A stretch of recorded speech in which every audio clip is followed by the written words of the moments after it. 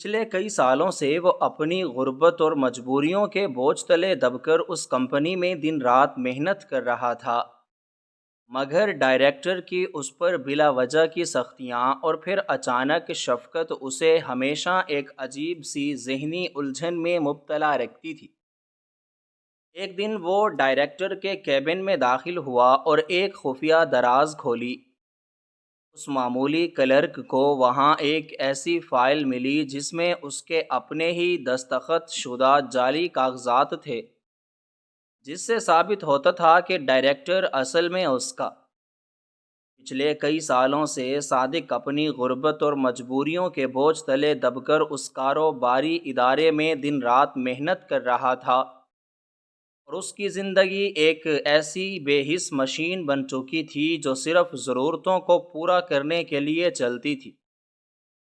کیونکہ اس کے گھر میں اس کی بوڑھی اور بیمار ماں سکینہ بستر پر پڑی تھیں، جس کی دوائیوں کا خرچ صادق کی معمولی تنخواہ سے بڑی مشکل سے پورا ہوتا تھا۔ صادق روزانہ صبح منہ اندھیرے بیدار ہوتا، پانی بھر کر لاتا اور اپنی ماں کے لیے ناشتہ تیار کرنے کے بعد اپنے پرانے اور پھٹے ہوئے کپڑے پہنتا، جنہیں وہ رات کو خود دھو کر سکھاتا تھا۔ اس کے جوتوں کے تلوے گھس چکے تھے، لیکن نئی جوتی خریدنے کا خیال بھی اس کے لیے کسی عیاشی سے کم نہیں تھا۔ وہ تیز قدموں سے چلتا ہوا بس کے اڈے پر پہنچتا اور دھکے کھا کر لٹکتے ہوئے دفتر کے لیے روانہ ہوتا۔ راستے بھر اس کے ذہن میں صرف ایک ہی پریشانی ہوتی کہ آج کے دن کا راشن کیسے آئے گا، اور سکینہ ماں کی جو دوائیاں ختم ہو رہی ہیں ان کا بندوبست کیسے ہوگا۔ دفتر کے دروازے پر پہنچتے ہی اس کے دل کی دھڑکن تیز ہو جاتی، کیونکہ اسے معلوم تھا کہ آج پھر اسے ادارے کے مالک سیٹھ ظفر کی کڑوی اور زہریلی باتیں سننی پڑیں گی۔ سیٹھ ظفر ایک انتہائی مغرور، ظالم اور سخت مزاج انسان تھا، جو اپنے ماتحت کام کرنے والوں کو کیڑے مکوڑے سمجھتا تھا، اور خاص طور پر صادق پر تو وہ بلا وجہ کی سختیاں کرتا تھا۔ دفتر کا ماحول ہمیشہ گھٹن زدہ رہتا تھا، اور کوئی بھی ملازم سیٹھ ظفر کے خوف سے کھل کر سانس بھی نہیں لے سکتا تھا۔ ایک دن صادق اپنی خستہ حال کرسی پر بیٹھا اور پرانے کھاتوں کا حساب کر رہا تھا۔ اس کی آنکھوں میں رات بھر کے جاگنے کی وجہ سے شدید جلن ہو رہی تھی کہ اس کے پرانے ساتھی اور ہمدرد رحیم نے اس کے پاس آ کر دھیمی آواز میں کہا، صادق بیٹا، آج ذرا بچ کر رہنا، سیٹھ ظفر کا مزاج صبح سے ہی بہت خراب ہے،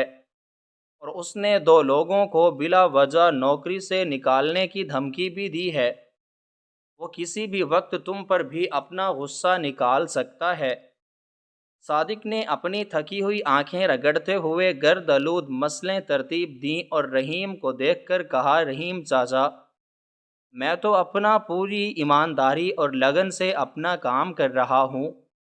کل رات بھی دیر تک دفتر میں رک کر میں نے پچھلے پورے مہینے کا سارا حساب مکمل کیا تھا، اور ایک ایک چیز کو دوبار چاچا تھا، تاکہ آج کوئی شکایت کا موقع نہ ملے۔ مگر مجھے سمجھ نہیں آتی کہ سیٹھ ظفر کو مجھ سے کیا ذاتی دشمنی ہے، وہ ہر وقت مجھے ہی کیوں نشانہ بناتے ہیں۔ رحیم نے ہمدردی سے صادق کا کندھا تھپ تھپایا اور ایک لمبی آہ بھر کر بولا، بیٹا، غریب کا کوئی حامی یا دوست نہیں ہوتا، ہماری غربت ہی ہمارا سب سے بڑا جرم ہے۔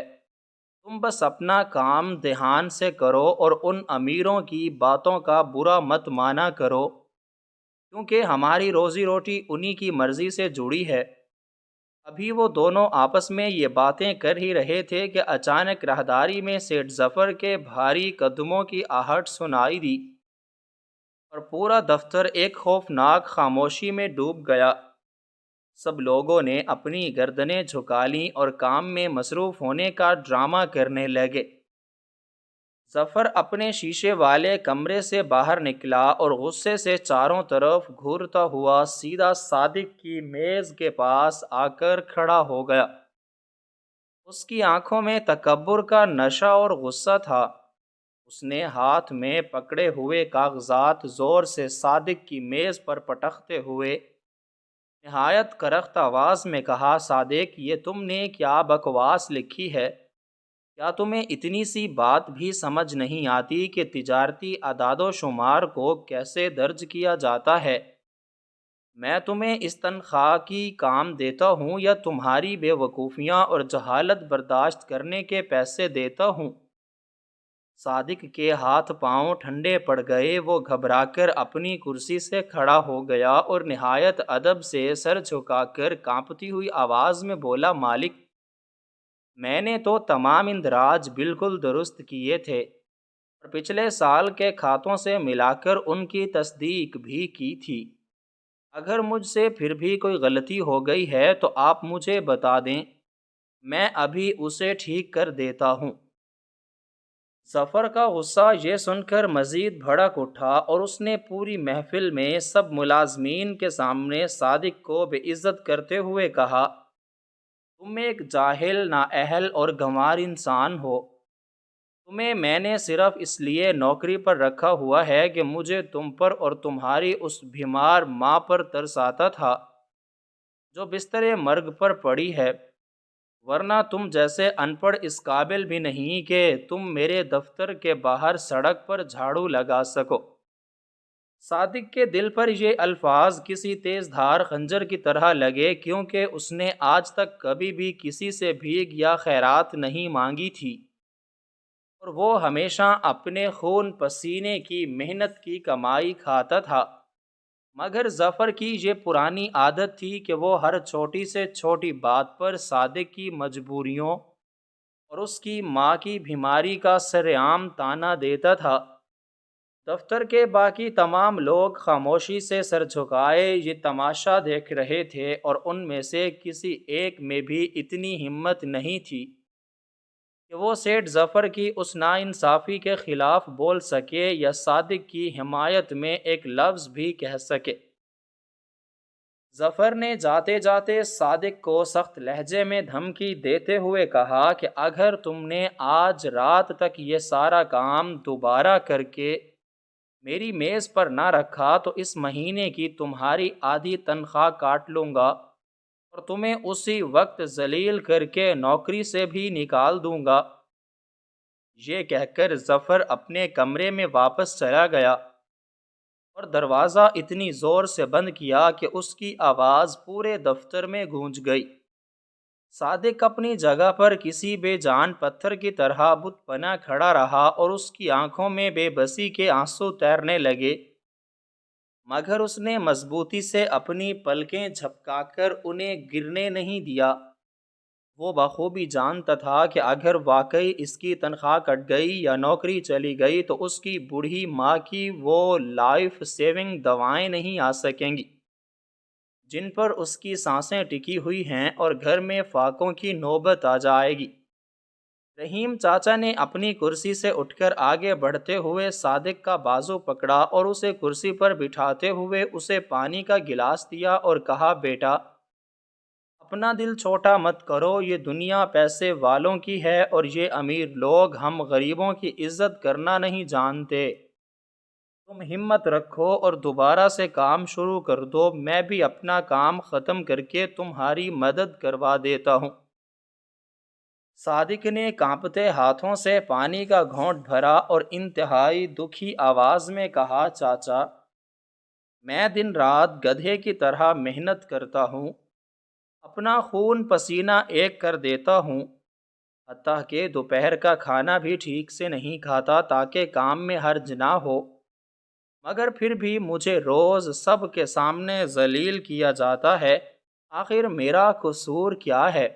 کیا غریب ہونا اتنا بڑا جرم ہے کہ انسان کی عزت نفس بھی ختم ہو جائے؟ رحیم نے ایک گہری اور غمگین سانس لیتے ہوئے جواب دیا، صادق بیٹا، سچ تو یہ ہے کہ غریب کی کوئی عزت نہیں ہوتی۔ ہماری عزت صرف وہ چند کاغذی نوٹ اور سکے ہیں جو ہمیں مہینے کے آخر میں مزدوری کے طور پر ملتے ہیں اور جن سے ہم اپنے گھر والوں کی بھوک مٹاتے ہیں۔ اس لیے تم اس ذلت کو بھول کر بس اپنی ماں کی مجبوری کا سوچو اور مالکان کی کڑوی باتوں کو ایک کان سے سن کر دوسرے کان سے نکالنے کی عادت ڈال لو۔ صادق نے ایک ٹھنڈی سانس لی اور دوبارہ مسلوں پر جھک گیا۔ اس کا دل اور ضمیر چیخ چیخ کر اسے بغاوت پر اکسا رہا تھا۔ اس کا جی چاہ رہا تھا کہ وہ اسی وقت کھڑا ہو کر سیٹھ ظفر کی میز پر وہ کاغذات مارے اور اس ذلت بھری نوکری کے منہ پر تھوک کر چلا جائے،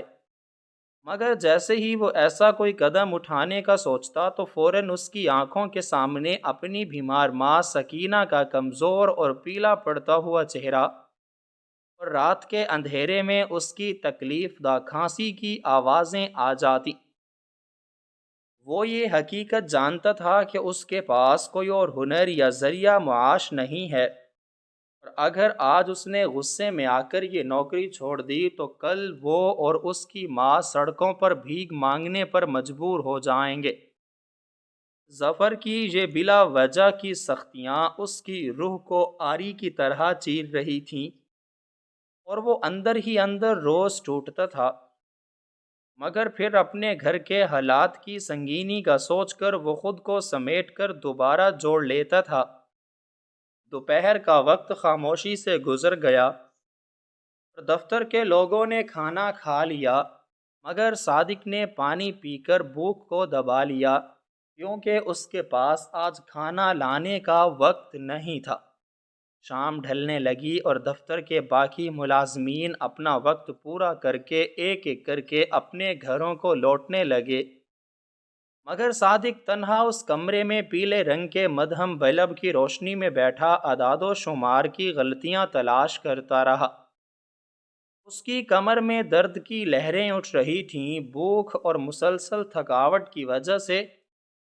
اس کے سر میں چکر آ رہے تھے، مگر اسے ظفر کی وہ خوفناک دھمکی یاد تھی کہ نوکری ختم ہو جائے گی۔ رات کے 9 بجے اس نے آخری کاغذ پر لکھی ہوئی رقم درست کی اور تمام مسئلیں ترتیب دے کر بھاری قدموں کے ساتھ ظفر کے کمرے کی طرف بڑھا۔ ظفر اپنی آرام دہ کرسی پر بیٹھا سگار پی رہا تھا اور سامنے رکھے ٹیلی فون پر کسی سے ہنس ہنس کر باتیں کر رہا تھا۔ صادق نے دروازے کی چوکھٹ پر کھڑے ہو کر اندر آنے کی اجازت مانگی۔ ظفر نے ہاتھ کے اشارے سے اسے اندر بلایا۔ صادق نے وہ تمام فائلیں انتہائی احتیاط سے ظفر کی میز پر رکھ دیں۔ ظفر نے ان مسئلوں کی طرف دیکھے بغیر نہایت حقارت سے صادق کی طرف گھور کر کہا، ان کو یہیں چھوڑ دو اور دفع ہو جاؤ، اور یاد رکھنا کل صبح اپنے مقررہ وقت پر دفتر میں موجود ہونا۔ اگر ذرا بھی دیر ہوئی تو میں تمہیں دفتر کے دروازے میں قدم نہیں رکھنے دوں گا۔ صادق نے صرف اتنا کہا، جی مالک، جیسا آپ کا حکم، اور خاموشی سے کمرے سے باہر نکل آیا۔ اس کا دل اس قدر بوجھل تھا کہ اس سے قدم نہیں اٹھائے جا رہے تھے۔ وہ ہر روز اپنی خودداری اور انا کو اپنے ہی ہاتھوں قتل کر کے دفتر سے گھر لوٹتا تھا، کیونکہ اسے روز بروز یہ یقین ہوتا جا رہا تھا کہ اس کی ذات اور احساسات کی کوئی اہمیت نہیں ہے۔ باہر سڑک پر مکمل اندھیرا چھا چکا تھا اور رات کی ٹھنڈی ہوا کے جھونکے اس کے پسینے اور آنسوؤں سے بھیگے ہوئے چہرے سے ٹکرا رہے تھے، مگر اس کے اندر ذلت اور غصے کی ایک عجیب سی آگ سلگ رہی تھی۔ وہ پیدل چلتے ہوئے مسلسل یہی سوچ رہا تھا کہ آخر کب تک وہ یہ برداشت کرے گا، کب تک اسے اپنی خاندانی غربت اور ماں کی بیماری کی اتنی بھاری قیمت چکانی پڑے گی۔ اس نے آج تک کسی کا کیا بگاڑا تھا جو قسمت اس کے ساتھ اتنا ظالمانہ کھیل کھیل رہی تھی؟ مگر ان تمام سوالوں کے جواب میں صرف گہری خاموشی اور رات کا سناٹا تھا۔ وہ تنگ گلیوں سے گزرتا ہوا اپنے چھوٹے سے کچے گھر پہنچا تو اس کی ماں سکینہ ایک چارپائی پر لیٹی مسلسل کھانس رہی تھی اور اس کا سانس اکھڑ رہا تھا۔ صادق نے اپنا پرانا بیگ ایک طرف پھینکا اور جلدی سے اپنی ماں کے پاس بیٹھ گیا۔ اس نے مٹی کے گھڑے سے پانی نکالا اور اپنی ماں کے خشک ہونٹوں سے لگا دیا۔ سکینہ نے بامشکل پانی کا ایک گھونٹ پیا اور اپنے کمزور کانپتے ہوئے ہاتھوں سے صادق کا چہرہ چھو کر بولی، بیٹا تو آج پھر بہت دیر سے آیا ہے اور تیرا چہرہ کتنا اترا ہوا لگ رہا ہے۔ مجھے سچ بتا، کیا آج پھر تیرے مالک نے تجھے کام کے بہانے کچھ الٹا سیدھا کہا ہے یا تجھ پر بلا وجہ کا غصہ نکالا ہے؟ صادق نے اپنی ماں کی دھنسی ہوئی آنکھوں میں دیکھا، جن میں اپنے بیٹے کے لیے بے پناہ محبت اور کچی فکر تھی، اور اس نے اپنے تمام دکھوں کو چھپاتے ہوئے ایک جھوٹی اور کھوکھلی مسکراہٹ اپنے چہرے پر سجا کر کہا، نہیں میری پیاری ماں، آج تو دفتر میں بہت اچھا دن گزرا۔ میرے مالک نے تو میرے کام کی سب لوگوں کے سامنے تعریف بھی کی ہے اور مجھے شاباشی بھی دی ہے۔ دیر اس لیے ہو گئی کیونکہ کام تھوڑا زیادہ تھا۔ وہ اپنی ماں کو اپنی ذلت کا بتا کر مزید بیمار اور پریشان نہیں کرنا چاہتا تھا، اس لیے اس نے اپنا سارا درد، اپنا غصہ اور اپنے آنسو اپنے ہی سینے میں دفن کر لیے۔ رات کا روکھا سوکھا کھانا کھانے کے بعد صادق فرش پر بچھی پرانی چٹائی پر لیٹ گیا، مگر اس کی آنکھوں سے نیند کوسوں دور تھی۔ اس کا ذہن بار بار سیٹھ ظفر کی ان زہریلی اور کاٹدار باتوں کی طرف جا رہا تھا جو اس نے پوری محفل کے سامنے اس کی غریبی کا مذاق اڑاتے ہوئے کہی تھی۔ معمولی سی غلطی پر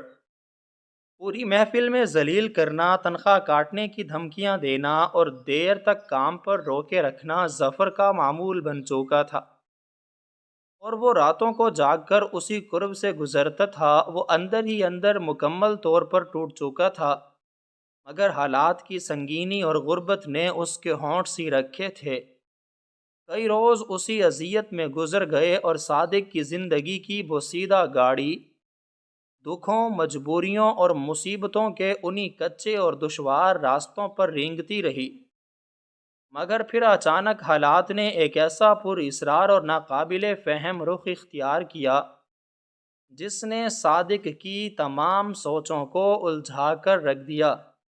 ایک رات اس کی بوڑھی اور بیمار ماں سکینہ کی حالت اچانک بہت زیادہ خراب ہو گئی۔ اس کے کمزور سینے میں شدید درد اٹھا اور سانس اس قدر تیزی سے اکھڑنے لگا کہ صادق کو محسوس ہوا جیسے اس کی ماں کے پاس زندگی کی چند گھڑیاں ہی باقی بچی ہیں۔ وہ پاگلوں کی طرح ادھر ادھر بھاگا اور محلے کے کچھ جاگتے ہوئے لوگوں کی مدد سے سکینہ کو شہر کے سب سے بڑے ہسپتال میں لے گیا، جہاں ڈاکٹروں نے فوراً اسے انتہائی نگہداشت کے کمرے میں منتقل کر دیا، اور ابتدائی معائنے کے بعد صادق کو دوائیوں اور علاج کے خرچ کی ایک ایسی طویل اور بھاری فہرست تھما دی جس کی لکھی ہوئی رقم دیکھ کر صادق کے پیروں تلے سے زمین کھسک گئی۔ وہ ساری رات ہسپتال کی سرد اور بے روح راہداریوں میں فرش پر بیٹھا اپنے آنسو پیتا رہا، اور مسلسل یہ سوچتا رہا کہ وہ اتنی بڑی رقم کہاں سے لائے گا۔ کیا وہ اپنا وہ خستحال اور خاندانی چھوٹا سا مکان بیچ دے گا یا اپنے جسم کا کوئی حصہ فروخت کر دے گا، کیونکہ اس کے پاس کوئی اور راستہ یا کوئی مددگار رشتہ دار نہیں بچا تھا۔ اگلی صبح وہ انہی سرخ اور سوجی ہوئی آنکھوں کے ساتھ بودل قدموں سے دفتر پہنچا۔ اس کا ذہن مکمل طور پر سن ہو چکا تھا اور اسے اس بات کی رتی برابر بھی پرواہ نہیں تھی کہ آج سیٹھ ظفر اسے کام میں تاخیر پر کتنی گالیاں دے گا، سب کے سامنے کتنا ذلیل کرے گا، یا شاید اسے ہمیشہ کے لیے اس غلامی کی نوکری سے نکال کر وہ اپنی کرسی پر گرنے کے انداز میں بیٹھا ہی تھا کہ چپڑاسی نے آ کر اسے اطلاع دی کہ سیٹھ ظفر اسے اپنے خاص کمرے میں بلا رہا ہے۔ صادق نے ایک گہری اور کانپتی ہوئی سانس لی اور موت کی تاریک وادی میں اترنے والے قیدی کی طرح ظفر کے کمرے کی طرف چل پڑا۔ اس نے اپنے دل میں یہ پختہ ارادہ کر لیا تھا کہ آج اگر ظفر نے اس کی بیمار ماں کی حالت کا مذاق اڑایا یا کوئی بھی گھٹیا بات کی تو وہ ہرگز خاموش نہیں رہے گا اور اس ذلت بھری نوکری کے منہ پر تھوک کر چلا جائے گا۔ مگر جیسے ہی وہ دروازہ کھول کر اندر داخل ہوا تو سامنے کا منظر دیکھ کر اس کے قدم وہیں جم گئے۔ ظفر اپنی کرسی پر بیٹھا کوئی فائل دیکھ رہا تھا اور اس کے چہرے پر روزانہ والی وہ درندگی، خوشمگی نگاہیں اور تکبر کا کوئی نام و نشان تک نہیں تھا۔ اس نے صادق کو دیکھتے ہی اپنے چہرے پر ایک عجیب اور غیر متوقع مسکراہٹ سجائی اور نہایت نرم اور ملائم لہجے میں بولا، آؤ صادق، اندر آ جاؤ اور میرے سامنے والی کرسی پر بیٹھ جاؤ۔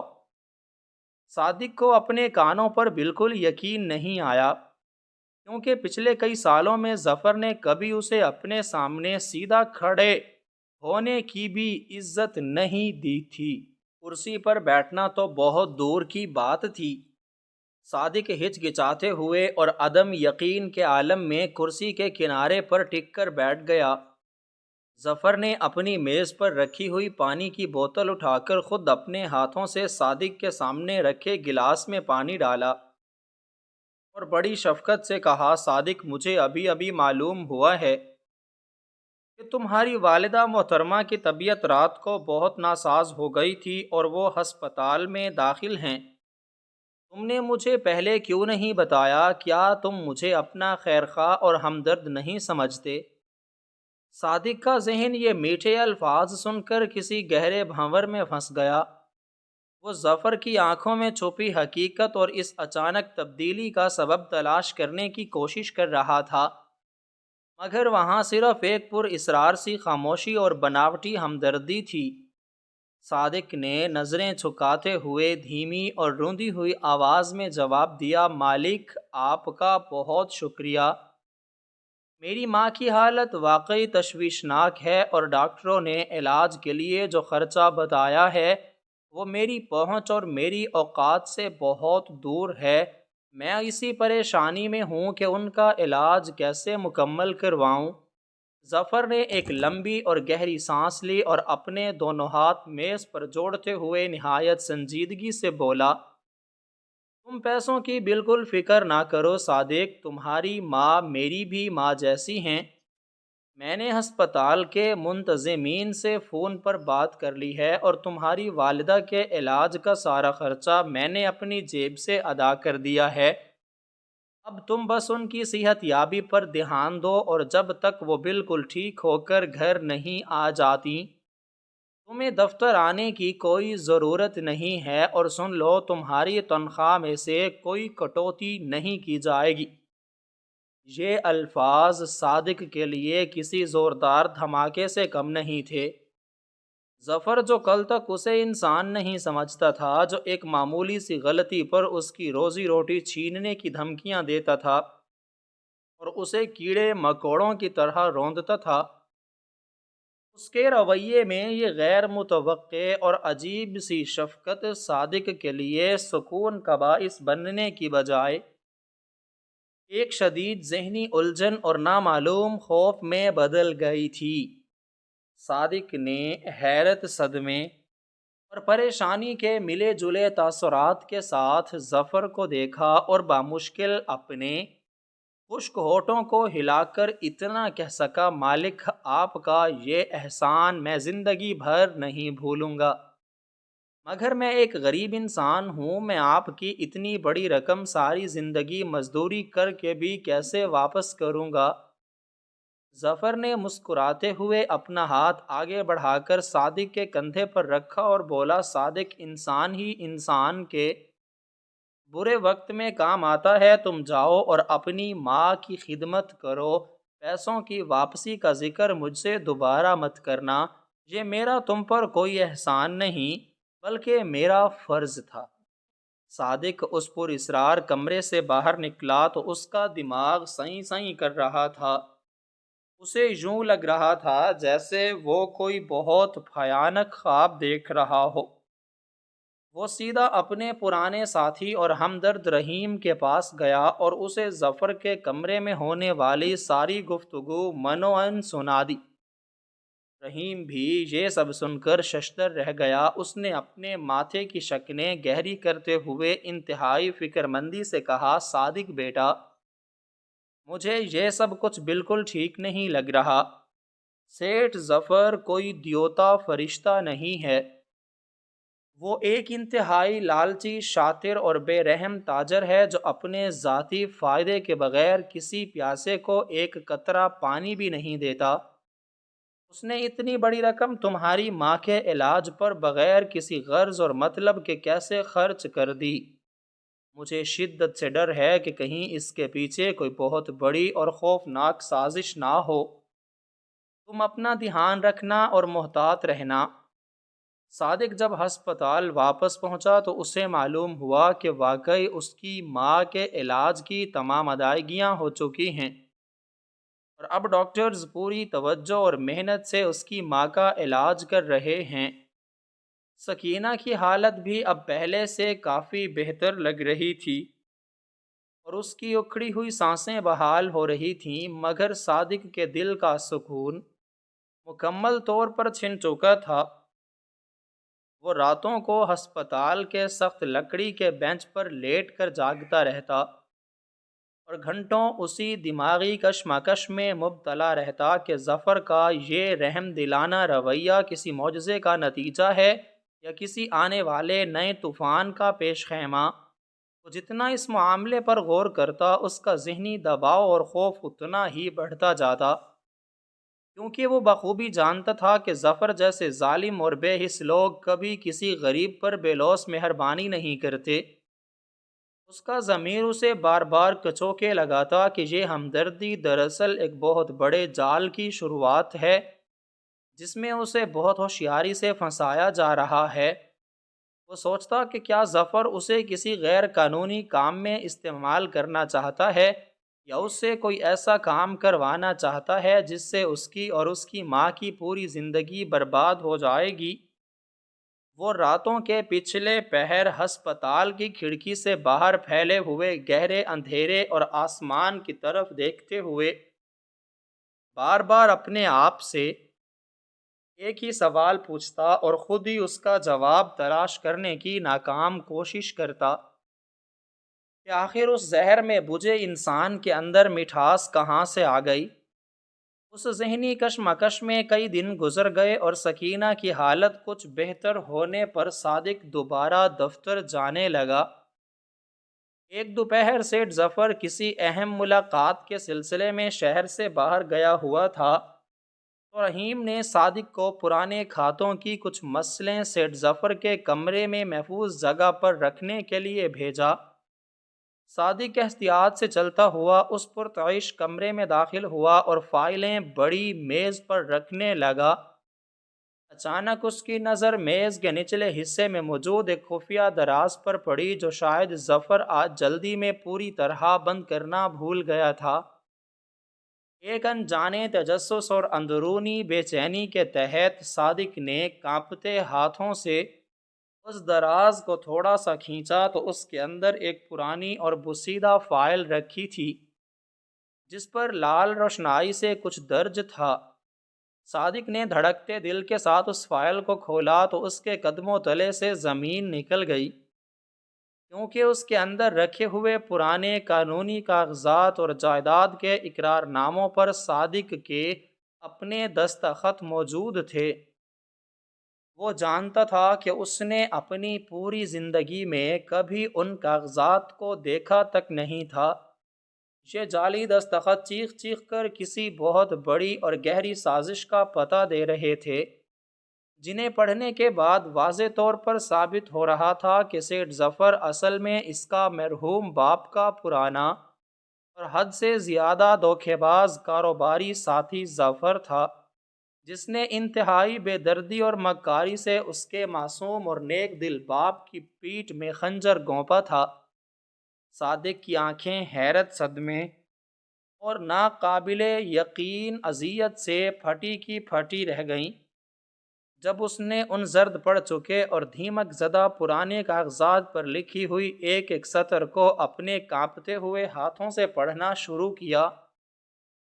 وہ کاغذات دراصل اس کے والد اور ظفر کے درمیان ہونے والے پرانے شراکتی معاہدے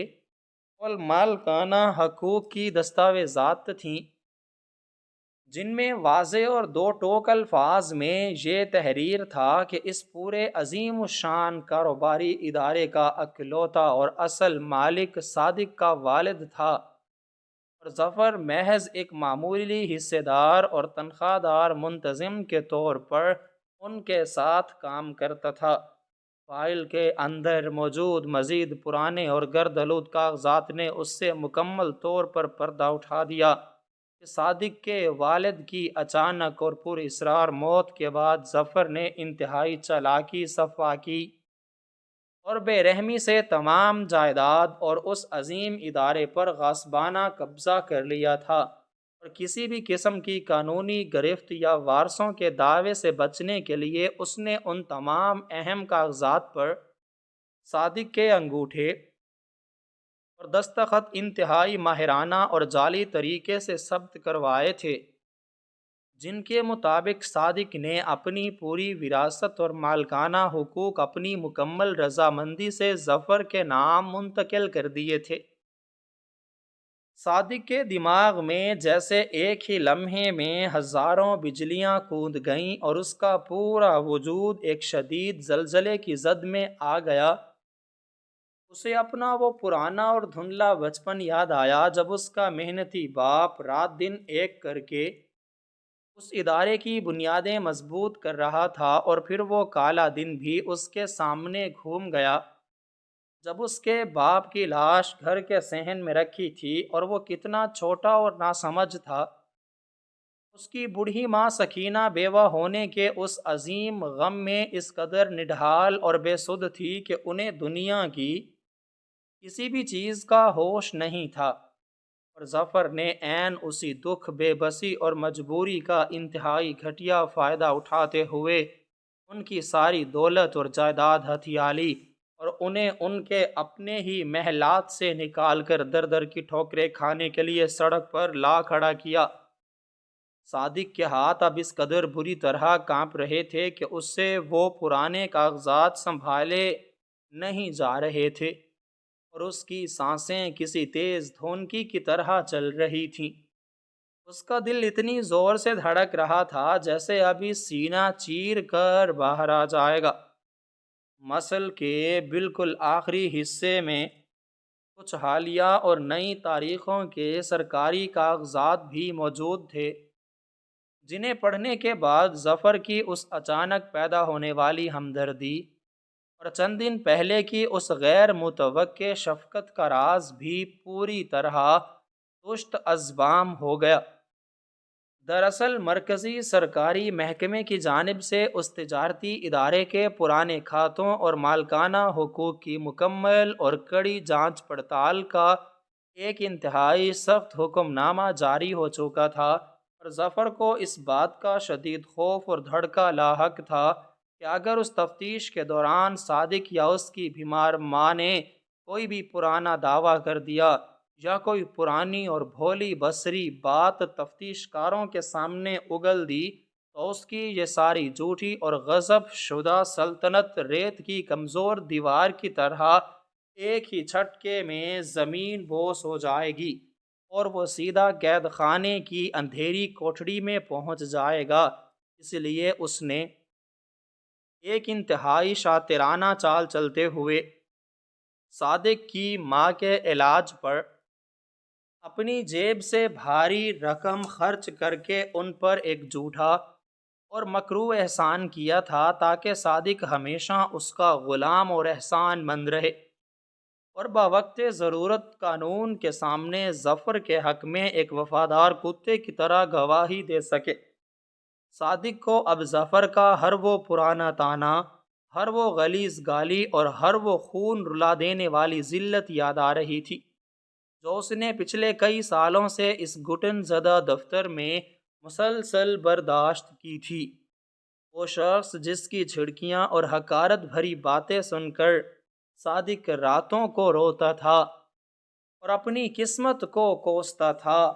وہ دراصل اسی کے باپ کا قاتل اور اس کے گھر کی روٹی کا سب سے بڑا چور تھا۔ ظفر نے اسے جان بوجھ کر غربت اور جہالت کے ان گہرے اور تاریک اندھیروں میں دھکیلا تھا اور اپنے ہی ادارے میں ایک حقیر اور ایک معمولی ملازم بنا رکھا تھا، تاکہ اس کا اصل وارث ہمیشہ اس کے جوتوں کی نوک کے نیچے رہے اور کبھی سر اٹھا کر اپنے حق کے لیے آواز بلند نہ کر سکے۔ صادق کا خون اب لاوے کی طرح ابلنے لگا تھا۔ اس کا جی چاہا کہ وہ ابھی اسی وقت ظفر کے اس پرتعیش کمرے کی ساری قیمتی چیزیں توڑ پھوڑ دے اور باہر جا کر ظفر کا گریبان پکڑ کر اسے جان سے مار دے اور اپنے باپ کے خون اور اپنی ماں کے آنسوؤں کا بدلہ لے لے، مگر اس نے ایک طویل اور گہری سانس لیتے ہوئے کمال ضبط کا مظاہرہ کیا اور اپنے اندر بھڑکتے ہوئے اس غصے اور بے قابو جذبات کو عقل اور ہوش کی زنجیروں میں جکڑ لیا۔ اسے بخوبی معلوم تھا کہ اس وقت کی ذرا سی جذباتیت اور جلد بازی سے اس کا اور اس کی بیمار ماں کا سب کچھ ہمیشہ کے لیے ختم ہو جائے گا، اور ظفر اپنی دولت اور طاقت کے بل بوتے پر اسے ہی کسی جھوٹے مقدمے میں پھنسا دے گا۔ اس نے انتہائی پھرتی اور ہوشیاری کے ساتھ اس کمرے میں موجود نقل کرنے والی فوٹو کاپی مشین کا استعمال کیا اور ان تمام اہم اور حساس دستاویز کی بالکل واضح اور صاف فوٹو کاپیاں تیار کر لیں۔ اس نے اصلی فائل کو بالکل اسی طرح اسی خفیہ دراز میں واپس رکھ دیا جیسے اس نے اسے نکالا تھا، اور وہ اپنی فوٹو کاپیوں کو تہہ کر کے اپنے پرانے اور بوسیدہ لباس کے اندر اپنے سینے سے لگا کر چھپا لیا۔ وہ ابھی بمشکل اپنی میز پر واپس آ کر بیٹھا ہی تھا اور اپنے چہرے کے تاثرات کو معمول پر لانے کی کوشش کر رہا تھا کہ ظفر اپنے مخصوص متکبرانہ اور مغرور انداز میں دفتر کے بڑے دروازے سے داخل ہوا۔ ظفر نے صادق کو اپنی میز پر فائلیں ترتیب دیتے ہوئے دیکھا تو اس کے ہونٹوں پر وہی مکروہ اور بناوٹی مسکراہٹ ابھر آئی جو اس نے پچھلے کچھ دنوں سے صادق کے لیے مخصوص کر رکھی تھی۔ اس نے انتہائی ملائم اور شہد میں ڈوبے ہوئے لہجے میں صادق کے پاس آ کر اس سے پوچھا کہ کیا تم نے وہ سارا کام مکمل کر لیا ہے جو میں نے تمہیں دیا تھا، اور تمہاری والدہ کی طبیعت اب کیسی ہے؟ کیا ہسپتال کے ڈاکٹرز ان کا ٹھیک سے خیال رکھ رہے ہیں؟ صادق کے اندر اس وقت طوفان برپا تھا، مگر اس نے کمال مہارت سے اپنے چہرے پر کوئی بھی ایسا تاثر نہیں آنے دیا جس سے ظفر کو ذرا بھی شک گزرے، اور اسی پرانی غلامانہ دبی ہوئی اور عاجزانہ آواز میں اپنا سر جھکا کر جواب دیا کہ جی مالک، آپ کے ان عظیم احسانات کی بدولت میری ماں کی حالت اب بہت بہتر ہے، اور میں نے آپ کے بتائے ہوئے تمام کھاتوں کے کام بھی مکمل کر لیے ہیں۔ ظفر نے ایک ان تنزیہ اور فاتحانہ کہا لگایا۔ اسے لگا کہ اس نے اپنے پیسوں سے اس غریب کی وفاداری کو ہمیشہ کے لیے خرید لیا ہے۔ وہ مسکراتا ہوا اپنے کمرے میں چلا گیا۔ صادق نے وہ پورا دن ایک اذیت ناک صبر کے ساتھ معمول کے مطابق گزارا تاکہ ظفر یا دفتر کے کسی دوسری ملازم کو رتی برابر بھی شک نہ ہو کہ اس ظلم کی عمارت کا بھیانک راز فاش ہو چکا ہے۔ شام کے وقت جب دفتر کی چھٹی کا وقت ہوا اور سب لوگ اپنے اپنے گھروں کو جانے لگے تو صادق سیدھا اپنے گھر یا ہسپتال جانے کی بجائے شہر کے ایک انتہائی دیانتدار، مشہور اور بے باک وکیل کے دفتر پہنچا جس کا نام چودھری اصغر تھا۔ چودھری اصغر صادق کے مرحوم والد کا پرانا جاننے والا اور قریبی دوست تھا، لیکن ظفر کی مکاریوں اور سازشوں کی وجہ سے ان کا رابطہ بہت سال پہلے ٹوٹ چکا تھا۔ صادق نے چودھری اصغر کے خاموش اور پرسکون کمرے میں اس کے سامنے بیٹھ کر وہ تمام فوٹو کاپی والی دستاویزات انتہائی احتیاط کے ساتھ اس کی بڑی میز پر رکھ دیں اور شروع سے لے کر آخر تک اپنی ماں کی بربادی، غربت، رات دن کی ذلت اور ظفر کے اس عظیم دھوکے کی پوری دردناک داستان بغیر رکے سنا دی۔ قانون دان نے جب اپنی اینک درست کرتے ہوئے ان کاغذات کا بغور اور تفصیلی جائزہ لیا تو اس کی تجربہ کار آنکھوں میں بھی حیرت، دکھ اور شدید غصے کے ملے جلے تاثرات ابھر آئے۔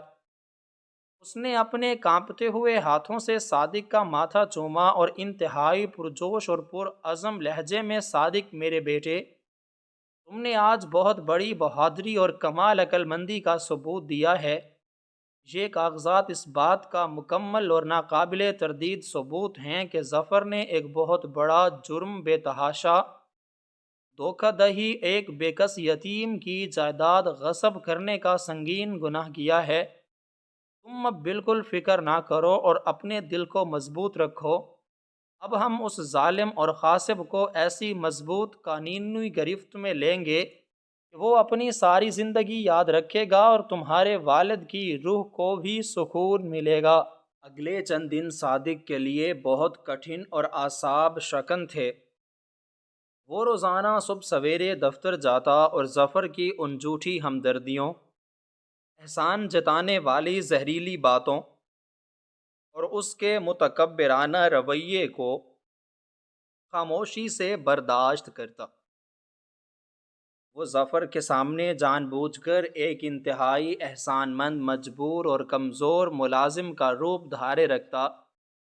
جبکہ اندر ہی اندر چودھری اصغر کی مدد سے وہ قانونی طور پر ظفر کے گرد ایک ایسا مضبوط گھیرا تنگ کر رہا تھا جس سے نکلنا ظفر کے لیے ناممکن تھا۔ چودھری اصغر نے متعلقہ سرکاری محکموں اور قانون نافذ کرنے والے اعلیٰ اداروں کو وہ تمام ثبوت انتہائی خفیہ اور محتاط طریقے سے فراہم کر دیے تھے، اور ان اداروں نے بھی ظفر کے پرانے کھاتوں، جائیداد کی منتقلی کے کاغذات اور بینک کی تمام تفصیلات کی کڑی جانچ پڑتال شروع کر دی تھی۔ ظفر ان تمام باتوں سے بالکل بے خبر، اپنے غرور، دولت اور طاقت کے نشے میں بدمست تھا اور اپنے دل میں یہ سمجھ رہا تھا کہ اس نے صادق جیسے بے وقوف اور مجبور انسان کو چند روپوں کے بدلے ہمیشہ کے لیے اپنا غلام بنا لیا ہے۔ بالآخر وہ دن آ ہی گیا جب سالوں پر محیط اس ظلم کی تاریک رات کو ختم ہونا تھا اور انصاف کا سورج پوری آب و تاب کے ساتھ طلوع ہونا تھا۔ ایک انتہائی روشن اور سرد صبح کا وقت تھا اور دفتر میں تمام ملازمین اپنے اپنے کاموں میں بری طرح مصروف تھے۔ ظفر حسب معمول اپنے اس شیشے والے پرتعیش کمرے میں اپنی آرام دہ کرسی پر بیٹھا گرم چائے پی رہا تھا اور اونچی آواز میں رحیم کو کسی معمولی سی بات پر گالیاں دے کر ڈانٹ رہا تھا کہ اچانک دفتر کا بڑا اور بھاری دروازہ پوری طاقت کے ساتھ کھلا اور قانون نافذ کرنے والے ادارے کے درجنوں مسلح اہلکار چودھری اصغر اور ایک اعلیٰ سرکاری افسر کے ہمراہ تیزی سے دفتر میں داخل ہوئے۔ پورے دفتر میں ایک دم موت جیسا سناٹا چھا گیا اور تمام ملازمین شدید خوف اور حیرت کے مارے اپنی اپنی نشستوں سے کھڑے ہو گئے۔ ظفر نے غصے اور شدید حیرانی کے عالم میں اپنے کمرے سے باہر نکل کر ان اہلکاروں سے انتہائی اونچی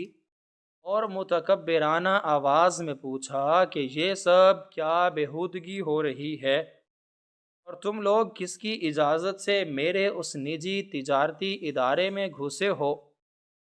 کیا تم جانتے نہیں کہ میں کون ہوں اور میری پہنچ کہاں تک ہے؟ اس اعلیٰ سرکاری افسر نے نہایت سکون اور طمانینت سے آگے بڑھ کر ظفر کے چہرے کے بالکل سامنے ایک قانونی گرفتاری کا کاغذ لہراتے ہوئے انتہائی کڑکدار آواز میں کہا، ظفر صاحب، آپ پر بے تحاشا دھوکہ دہی، جعلسازی اور ایک یتیم کی جائیداد اور اس کے عظیم ادارے کو ناجائز غصب کرنے کے انتہائی سنگین اور ناقابل ضمانت الزامات ہیں، اور ہمارے پاس اس بات کے بالکل پختہ اور ناقابل تردید ثبوت موجود ہیں کہ یہ عالی شان ادارہ آپ کا نہیں بلکہ صادق کے مرحوم والد کا ہے، اور آپ نے جعلی دستاویزات اور جھوٹے انگوٹھوں کے ذریعے اس پر اپنا غصبانہ قبضہ جمایا تھا۔ یہ سننا تھا کہ ظفر کے پیروں تلے سے زمین پوری طرح نکل گئی۔ اس کا غرور سے بھرا ہوا چہرہ شدید خوف اور صدمے سے پیلا پڑ گیا، اور اس کی تیز چلتی ہوئی زبان بری طرح لڑکھڑانے لگی۔ اس نے گھبراہٹ میں ادھر ادھر دیکھا اور پھر پاگلوں کی طرح چلا کر کہا کہ یہ سب جھوٹ ہے، یہ میرے خلاف میرے حریفوں کی کوئی بہت بڑی اور گہری سازش ہے۔ یہ ادارہ میری دن رات کی خون پسینے کی محنت کا نتیجہ ہے، اور یہ صادق جس کا تم نام لے رہے ہو وہ تو ایک معمولی سا جاہل اور ان پڑھ کلرک ہے، جس پر میں نے ترس کھا کر اسے اپنے ہاں نوکری دی اور اس کی مرتی ہوئی ماں کا مہنگا ترین علاج کروایا۔ میں نے تو اس پر احسان کیا اور یہ مجھ پر ہی جھوٹے الزام لگا رہا ہے۔ اسی لمحے صادق ہجوم کو چیرتا ہوا انتہائی وقار اور تمکنت کے ساتھ آگے بڑھا اور ظفر کے بالکل سامنے آ کر ایک مضبوط چٹان کی طرح کھڑا ہو گیا۔ آج صادق کی گردن ذرا بھی جھکی ہوئی نہیں تھی، اور نہ ہی اس کی آنکھوں میں کوئی پرانا خوف، مجبوری یا احساس کمتری تھا۔ اس نے ظفر کی ان خوف زدہ آنکھوں میں اپنی آنکھیں ڈال کر انتہائی پروقار، گرجدار اور سینہ چیر دینے والی آواز میں کہا، تم نے مجھ پر کوئی ترس نہیں کھایا ظفر، بلکہ تم اپنے بھیانک جرم کے اندرونی احساس اور اس سرکاری قانونی تفتیش کے ڈر سے کانپ رہے تھے۔ تم نے پچھلے کئی سالوں میں میری غربت کا محفلوں میں مذاق اڑایا، مجھے قدم قدم پر جان بوجھ کر ذلیل کیا، اور میری ماں کی اذیت ناک بیماری پر مجھے طعنے دیے، جبکہ سب سے بڑی حقیقت یہ تھی کہ تم اسی بیمار ماں کی لوٹی ہوئی دولت سے اپنا اور اپنے خاندان کا پیٹ بھر رہے تھے، اور اسی عظیم باپ کی کرسی پر غرور سے بیٹھے تھے جس نے تمہیں سڑک کی خاک سے اٹھا کر اپنے برابر بٹھایا اور اپنا حصہ دار بنایا تھا۔ ظفر نے بے بسی اور شدید غصے میں پاگل ہو کر صادق پر حملہ کرنے کی کوشش کی، مگر وہاں موجود چوکنا اہلکاروں نے فوراً اسے سختی سے دبوچ لیا اور اس کے کانپتے ہوئے ہاتھوں میں بھاری ہتھ کڑیاں پہنا دیں۔ ظفر اب بچوں کی طرح روتے ہوئے اور گڑ گڑاتے ہوئے صادق کے قدموں میں گر کر اس سے معافیاں مانگنے لگا۔ وہ مسلسل روتے ہوئے کہہ رہا تھا کہ صادق میرے بیٹے، مجھے معاف کر دو، میں دولت کے اندھے لالچ میں بالکل پاگل ہو گیا تھا، میں تمہاری بوڑھی ماں کے تمام پرانے احسانات یکسر بھول گیا تھا، تم جو کہو گے میں وہ کروں گا، بس مجھے اس بھری محفل کی ذلت اور اس قید خانے کی تاریکی سے بچا لو۔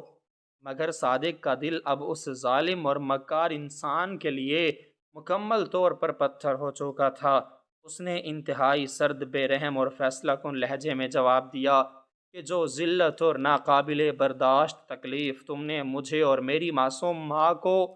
پچھلے کئی سالوں میں دی ہے، اس کی اس دنیا میں کوئی معافی نہیں ہے۔ تم نے میرے محنتی باپ کا خواب چرایا اور میری جوانی کی تمام خوشیاں اور مسکراہٹیں چھین لیں۔ اب تمہیں اپنے کیے گئے ہر ظلم، ہر آنسو اور ہر دھوکے کا پورا پورا حساب دینا ہوگا، اور وہ بھی اس ملک کے قانون کے کٹہرے میں۔ اہلکار ظفر کو کالر سے پکڑ کر گھسیٹتے ہوئے اس کے اپنے ہی دفتر سے باہر لے گئے، اور ظفر کی وہ دردناک چیخ و پکار دفتر کی ان اونچی دیواروں سے ٹکرا کر ہمیشہ کے لیے دم توڑ گئی۔ دفتر کے تمام ملازمین، جن میں وہ بوڑھا رحیم بھی شامل تھا، سکتے اور شدید صدمے کی حالت میں یہ سارا ناقابل یقین منظر دیکھ رہے تھے۔ انہیں اپنی ان کھلی آنکھوں پر بالکل بھی یقین نہیں آ رہا تھا کہ جو خاموش طب لڑکا ان کے ساتھ ایک پرانی اور بوسیدہ کرسی پر بیٹھ کر سارا دن کام کرتا تھا، اور جو سب سے زیادہ کمزور، غریب اور بے بس نظر آتا تھا، وہ دراصل اس پوری عظیم سلطنت کا اصل وارث اور اکلوتا مالک تھا۔ رحیم کی بوڑھی آنکھوں میں خوشی اور ندامت کے آنسو آ گئے۔ وہ دھیرے دھیرے آگے بڑھا اور اس نے صادق کو مضبوطی سے اپنے گلے سے لگا لیا اور ہچکیاں لیتے ہوئے، روتے ہوئے کہا کہ میرے بہادر بچے، خدا نے تمہارے اس طویل صبر اور تمہاری بیمار ماں کی ان راتوں کی دعاؤں کا کتنا شاندار اور خوبصورت دلا دیا ہے۔ سچ مچ حقدار کو اس کا چھینا ہوا حق اس دنیا میں مل کر ہی رہتا ہے۔ صادق نے مسکراتے ہوئے اپنے ہاتھوں سے رحیم کے آنسو صاف کیے اور اسے انتہائی محبت سے بتایا کہ چاچا رحیم، آج سے اس دفتر کا پرانا اور گھٹن زدہ ماحول ہمیشہ کے لیے بدل جائے گا۔ اب یہاں کوئی متکبر شخص کسی غریب کو ذلیل نہیں کرے گا، اور ہر محنت کش کو اس کا پورا اور جائز حق عزت کے ساتھ ملے گا۔ اس کے بعد صادق نے چودھری اصغر کا دل کی گہرائیوں سے شکریہ ادا کیا، جس نے 1 روپیہ بھی فیس لیے بغیر اس غریب کی اتنی بڑی قانونی جنگ لڑی تھی اور اسے اس کا حق دلایا تھا۔ چودھری اصغر نے صادق کے کندھے پر اپنا شفیق ہاتھ رکھ کر اسے ڈھیروں دعائیں دیں اور وہاں سے مسکراتا ہوا رخصت ہو گیا۔ اسی دوپہر صادق اپنی اس نئی حیثیت اور ایک سچے اور حلال غرور کے ساتھ اسی ہسپتال میں پہنچا جہاں اس کی بوڑھی ماں سکینہ اب تیزی سے صحت یاب ہو رہی تھی۔ صادق نے اپنی ماں کا نورانی ماتھا چوما اور اس کے قدموں میں بیٹھ کر اسے روتے ہوئے ساری حقیقت بتائی کہ کس طرح اس رحیم ذات نے ان کی وہ کھوئی ہوئی عزت اور جائیداد انہیں واپس دلا دی ہے، اور ظفر کو اس کے کیے کی بھیانک سزا مل گئی ہے۔ سکینہ نے روتے ہوئے اپنے کمزور ہاتھ آسمان کی طرف اٹھائے اور اپنے رب کا شکر ادا کیا۔ اس نے صادق کا ماتھا چومتے ہوئے نصیحت کی کہ بیٹا، دولت اور جائیداد سے زیادہ اہم تیرا کردار اور تیری محنت ہے۔ اب تو ایک بہت بڑا آدمی بن گیا ہے، مگر کبھی اپنے دل سے ان غریبوں کا دکھ مت بھولنا جن کے ساتھ تو نے اپنی زندگی کے یہ کئی تاریک سال گزارے ہیں۔ صادق نے اپنی ماں کے ہاتھ چوم کر ان سے وعدہ کیا کہ وہ اپنے مرحوم والد کے اس شاندار ادارے کو ایمانداری اور انصاف کے سنہری اصولوں پر چلائے گا اور کبھی کسی ظفر کو پیدا نہیں ہونے دے گا۔ اگلے ہی دن صادق نے ظفر کے اس شیشے والے پرتعش قدم کمرے میں رکھا، مگر اس نے ظفر کی اس متکبرانہ اور مغرور کرسی کو وہاں سے ہٹا کر ایک انتہائی سادہ اور عام سی کرسی وہاں رکھوائی۔ اس نے تمام ملازمین کی تنخواہوں میں معقول اضافہ کیا اور رحیم کو اپنا خاص اور بااعتماد مشیر مقرر کیا،